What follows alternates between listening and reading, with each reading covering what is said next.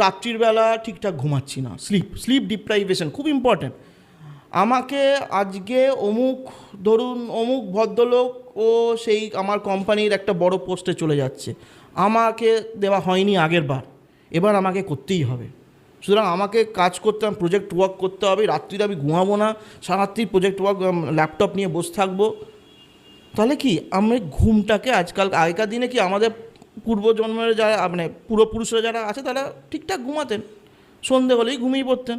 এই যে অক্ষয় কুমার, সে এখন বলছে কি, সে খারাপ কথা কিন্তু বলছে না, আমি 6টার সময় খেয়ে নিই, আমি 8টা বাজে ঘুমিয়ে পড়ি, আমি কোনো পার্টি করি না, সকালবেলা ভোরবেলা উঠি, ভোরবেলা এক্সারসাইজ করি, সেটাই করার কথা, সেটাই আমাদের পূর্বপুরুষরা করতো।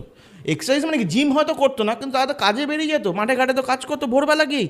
আজকেও দেখবেন যখন এই যারা মাঠে ঘাটে কাজ করেন তারা কিন্তু 4টে 4:30 সময় উঠে পড়ে পান্তা ভাত খেলো, দিয়ে কাজে চলে গেল, সে তো বিশাল কিছু খাচ্ছে না, এটা হয়তো রুটি খেলো, বা ধরুন রাত্রিবেলা